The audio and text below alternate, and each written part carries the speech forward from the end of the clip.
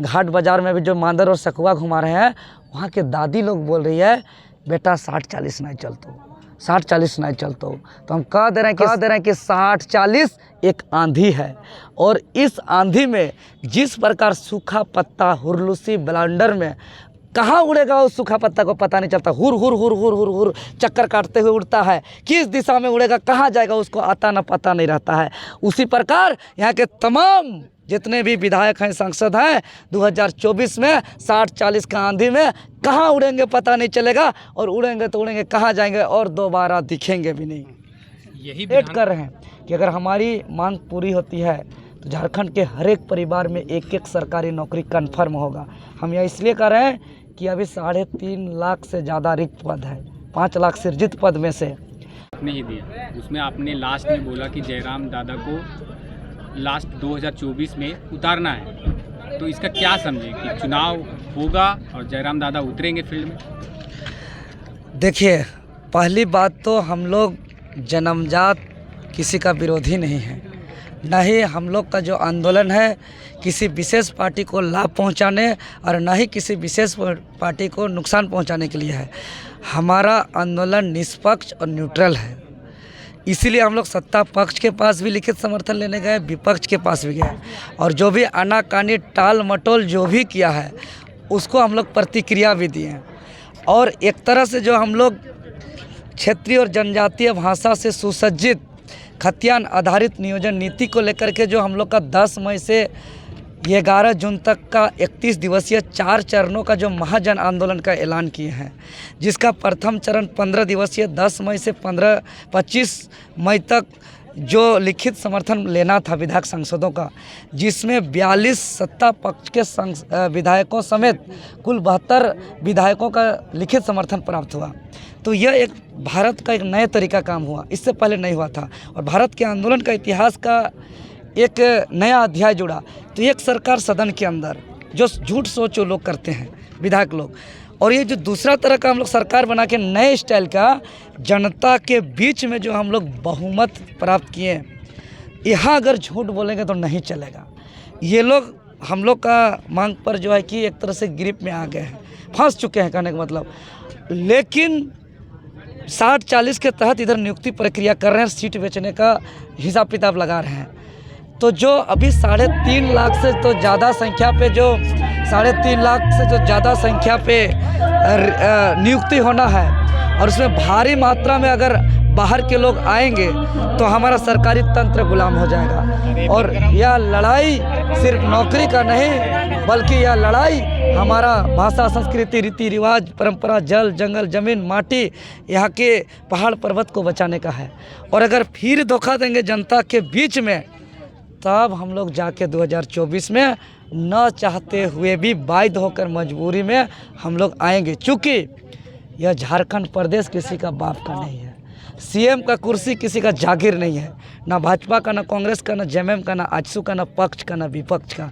लोकतंत्र में जनता के हित में जो पॉलिसी बनाएगा, जनता जिसके साथ खड़ा रहेंगे उसके लिए ये डेमोक्रेसी में उसके लिए कुर्सी है। और हम लोग ने जिस चीज़ को देखा विधायक सांसदों के पास जाने में, 45 डिग्री का कड़की धूप में यहाँ के छात्र ने सत्तू पानी पी पी कर, नींबू पानी पी पी कर जो बहाना बना रहे थे, कभी कहा जा रहा था साहब सो रहे हैं, कभी कहा जा रहा था साहब आराम कर रहे हैं, ऐसे लग रहा था कि यहाँ लोकतंत्र नहीं बल्कि अंग्रेज का शासन है, बल्कि यहाँ राजतंत्र है।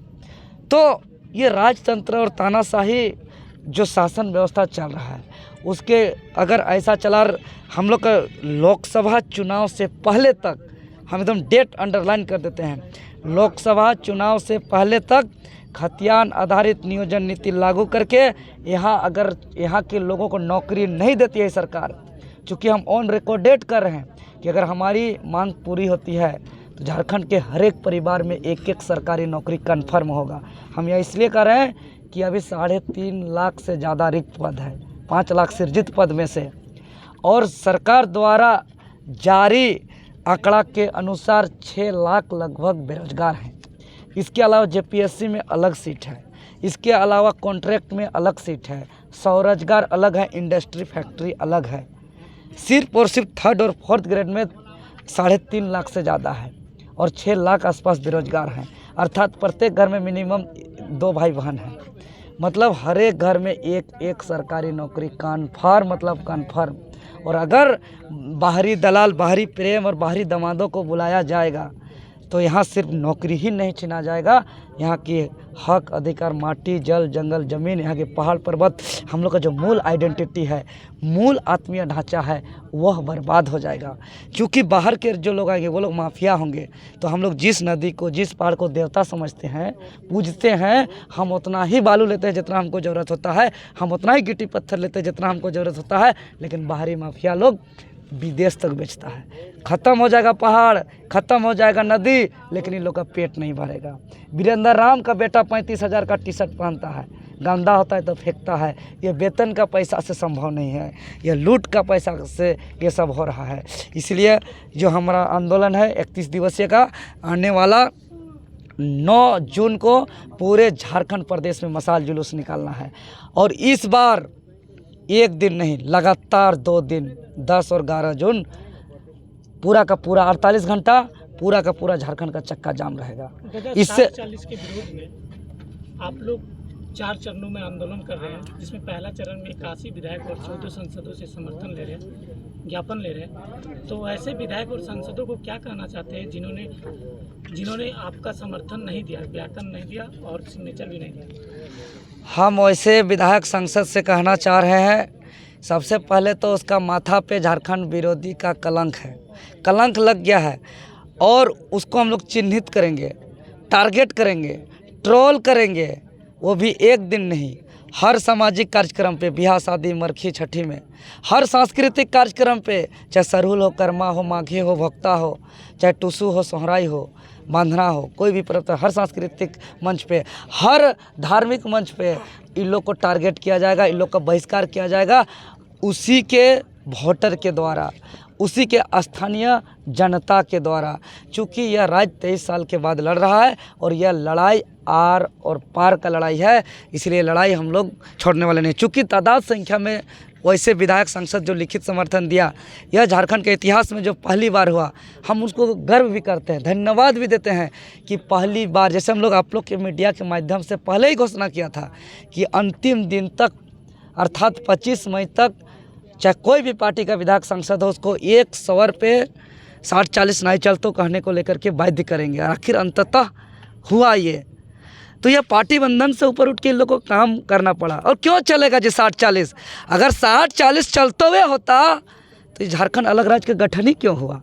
60-40 नहीं चलतो कह के तो झारखंड राज्य अलग हुआ। और ये नेता मंत्री लोग बोलता है 60-40 चलतो, तो अगर 60-40 चलता मतलब कहना चाह रहा है कि यहाँ के लोगों को नौकरी नहीं दो, यहाँ के किसान का स्थिति बदतर करो, यहाँ का मजदूर का स्थिति बदतर करो, बाहरी लोग के आके यहाँ का नौकरी लुटाओ, यहाँ के पहाड़ पर्वत पत्थर, यहाँ के खनिज संपदा लूटो और उन लोग का कमीशन से उन लोग का जो है कि अपना बाहरी मोह माया में कमीशन लेके अपना पेट भरो। दादा, टीचर की बहाली जो आने वाली है 50,000 सहायक आचार्य की, तो उन पर तो आप तो देख ही रहे हैं लगातार बाहरी नौकरियां मिल रहा है, तो फिर इस पर क्या हम झारखंड का विधायक लोगों को कहना चाहते हैं, तो थोड़ा जागिए। यही समय में current at the present time का हम बात कर रहे हैं, बिहार में 1 लाख शिक्षक बहाली हो रहा है। 1 लाख में एक भी मैंने 99,999 ही बिहारी नहीं, एक भी उसमें बाहर का नहीं होगा। 100% लॉक है। ये चीज़ सीखना चाहिए इन गधा को, इन बेईमानों को, और तुरंत जो है कि स्थगित करते हुए 60-40 को वापस करते हुए लोग खतियान आधारित नियोजन नीति, और ये हो सकता है। हम लोग को नाजायज मांग नहीं कर रहे हैं। झारखंड सरकार को एक शक्ति है, एक अधिकार है। बिहार पुनर्गठन अधिनियम 2000 की उपधारा 85 के तहत कि संयुक्त बिहार के समय का कोई भी गजट को, कोई भी अध्यादेश को, कोई भी संकल्प को वो अंगीकृत कर सकता है। तो जो 3 मार्च 1982 का जो गजट है, जिसका संकल्प संख्या 50 14/81/806 है, जिसमें स्थानीय नियोजन नीति का प्रावधान है, जिसके तहत बिहार में बिहारियों का नियुक्ति होता है, जिसके तहत 15 नवंबर 2000 से पहले जब ये बिहार था तब यहाँ भी बिहार बिहारियों के लिए था, और अब भी जो बिहार क्षेत्र है वहाँ बिहार बिहारियों के लिए है। लेकिन बिहार से जो अलग झारखंड हुआ वो सबके लिए जो हो गया और सबका बाबा का ढाबा बन गया। तो आप जो बिहार पुनर्गठन अधिनियम 2000 की उपधारा 85 के तहत जो प्रदत्त शक्ति है, उस शक्ति के तदनुसार जो संकल्प संख्या 50/14/81/806 उसको अंगीकृत इस संशोधन के साथ कीजिए। जहाँ जहाँ बिहार शब्द का प्रयोग किया गया है वहाँ झारखंड करिए, जहाँ जहाँ पटना शब्द का प्रयोग किया गया है वहाँ रांची करिए।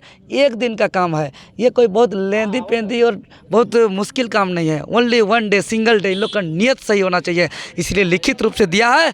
मुख्यमंत्री महोदय, आप सर्वदलीय बैठक बुला करके आप जो है कि हम जिस मांग पे बहुमत प्राप्त किए हैं उसको कैबिनेट पे लाइए, उसका गजट प्रकाशित करिए। अन्यथा ये दस्तावेज कागज का टुकड़ा नहीं है, झारखंड का कलेजा का टुकड़ा है। अन्यथा मुख्यमंत्री का ये सरकार का फांसी का फंदा है, और हम लोग गलत है तो ये सरकार निकाले रस्सी और दे फांसी।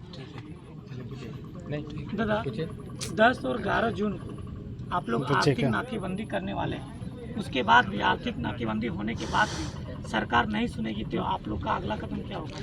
हमारा अगला कदम, जैसे कि हम लोग एक अलग तरह का सरकार बना के हम लोग बहुमत प्राप्त किए हैं, उस दस्तावेज को हम लोग माननीय स्पीकर महोदय के पास जाएंगे और जो बहुमत प्राप्त किए हैं उसको बहुमत सिद्ध करेंगे, उसी प्रकार जैसे कैबिनेट में सिद्ध होता है। उसके बाद महामहिम राज्यपाल महोदय को सौंपेंगे, और तो पर भी हमारा नीति नहीं बनेगा तो हम लोग महामहिम राष्ट्रपति को जाके सौंप के बताने का काम करेंगे कि देखिए झारखंड का जनभावना को किस हद तक कत्ल किया जा रहा है। और तो पर भी नहीं होगा तो ये जो अभी जो जन आंदोलन बना है, जैसे हम लोग गांव का देहात का सुदूर भी जा रहे हैं, घाट बाज़ार में भी जो मांदर और सखुआ घुमा रहे हैं, वहाँ के दादी लोग बोल रही है बेटा 60-40 नहीं चलतो, 60-40 नहीं चलतो। तो हम कह दे रहे हैं कि 60-40 एक आंधी है, और इस आंधी में जिस प्रकार सूखा पत्ता हुरलूसी ब्लांडर में कहाँ उड़ेगा उस सूखा पत्ता को पता नहीं चलता, हुर हुर हुर हुर हुर हुर चक्कर काटते हुए उड़ता है, किस दिशा में उड़ेगा कहाँ जाएगा उसको आता न पता नहीं रहता है। उसी प्रकार यहाँ के तमाम जितने भी विधायक हैं, सांसद हैं, 2024 में 60-40 का आंधी में कहाँ उड़ेंगे पता नहीं चलेगा, और उड़ेंगे तो उड़ेंगे कहाँ जाएंगे और दोबारा दिखेंगे भी नहीं। यही विधानसभा क्षेत्र है जहाँ पे आपने चुनाव लड़ा था।